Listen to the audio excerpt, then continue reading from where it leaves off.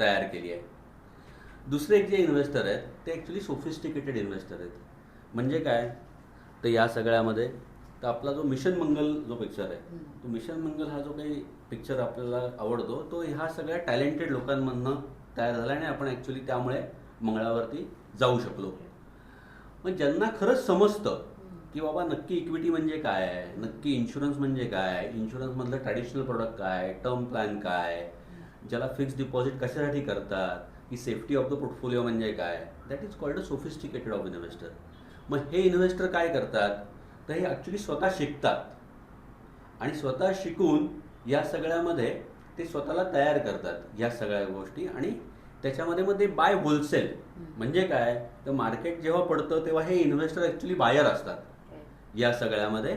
आणि ते bye and set, मग ते त्याच्याकडे कशा पद्धतीने बघतात, तर मार्केटमध्ये जेव्हा मार्केट पडतं तेव्हा रिटेल इन्व्हेस्टर डिस्टर्ब होतो आणि तो पॅनिक बटन दाबतो. हा जो सोफिस्टिकेटेड इन्व्हेस्टर असतो तो बाय मोअर म्हणतो. मग आपण त्या सेलकडे, म्हणजे सेन्सेक्स जेव्हा पडतो तेव्हा सेलच लागलाय ना, भारत आपल्याला स्वस्तात मिळतोय असं आपण म्हटलं पाहिजे या सगळ्यामध्ये. मग त्याच्याकडे हा पद्धतीने कशा बघतो की अरे भारत मला स्वस्तात मिळतोय तर आय शुड बाय मोर. म्हणजे आता ब्लॅक फ्रायडे सेलची आपल्याकडे ट्रेंड आहे या याच्यावरती, की कुठल्या ना कुठल्या ब्रँडचा एक ब्लॅक फ्रायडे सेल आहे आणि त्या 24 तासामध्ये आपल्याला सगळ्यात जास्ती गोष्टी घ्यायच्या आहेत. मग जेव्हा मार्केट पडेल तेव्हा तो ब्लॅक फ्रायडे, ब्लॅक मंडे असेल आणि तिथे आपण सगळ्यात जास्तीत जास्त इन्व्हेस्टर घ्यायचे. ही लोकं खूप लर्नेड आहेत या सगळ्यामध्ये, शिकलेली आहेत, त्यांना सगळं समजतं.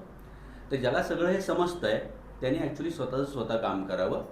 ज्याला ॲक्च्युली तो स्वतःच्या कामामध्ये व्यस्त आहे, त्याला वेळ नाही आहे, जर ट्रॅव्हलिंग खूप मोठं आहे, त्याला फार इंटरेस्ट नाही आहे या सगळ्यामध्ये, त्यांनी ॲक्च्युली फायनान्शियल ॲडवायझरकडनं लॉंग टर्म इन्व्हेस्टर कसा बनता येईल ह्या सगळ्याकडे बघावं.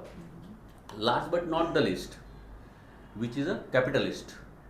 कॅपिटलिस्ट म्हणजे काय मला म्हणायचं आहे, की एक दोन गोष्टी आहेत आपल्याकडे.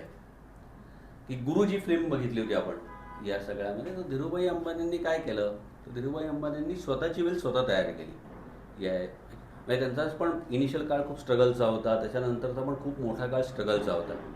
आणि मग त्यांना एक व्यावसायिक नाडी, आपण असं म्हणू, डॉक्टरला जसं आपला डॉक्टर आपली पल्स चेक करतो त्याला मराठीत नाडी म्हणतात, तशी त्यांना व्यवसायाची नाडी सापडली आणि त्यातनं त्यांनी खूप मोठी वेल्थ तयार केली. मग पैसे बनले तर कुठं बनतील, तर एक तर तुम्ही स्वतः व्यावसायिक बना आणि खूप मोठी वेल्थ तयार करा. अदरवाईज तुम्ही दुसरे जे व्यवसाय करतात त्याच्यामध्ये इन्व्हेस्ट करून ती शिका, की बाबा मला नक्की इक्विटी इन्व्हेस्टमेंट करायची म्हणजे नक्की काय करायचं आहे.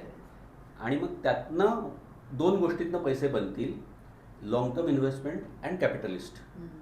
तर मला असं वाटतं की कॅपिटलिस्ट जी लोक आहेत ती अतिशय निग्लिजिबल आहेत. ती लेस दॅन 1% लोक असतील की ज्यांनी स्वतः इक्विटी तयार केली आणि खूप मोठ्या प्रमाणावरती पैसे बनवले.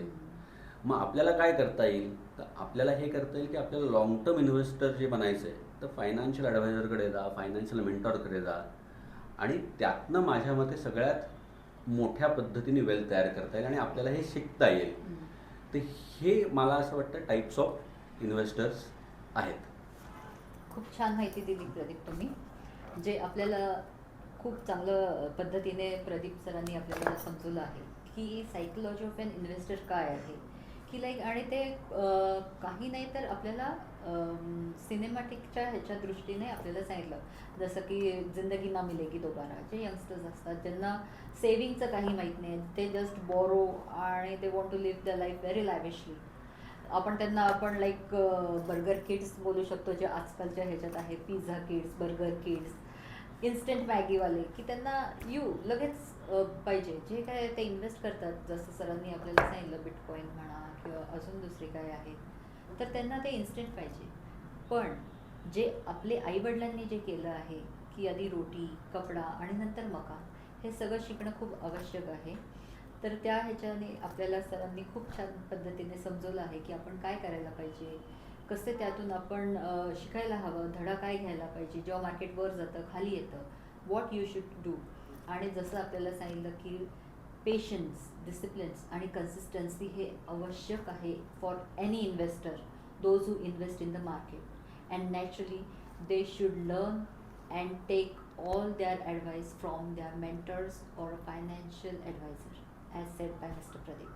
Thank you, Mr. Pradeep. Thank you Sonali.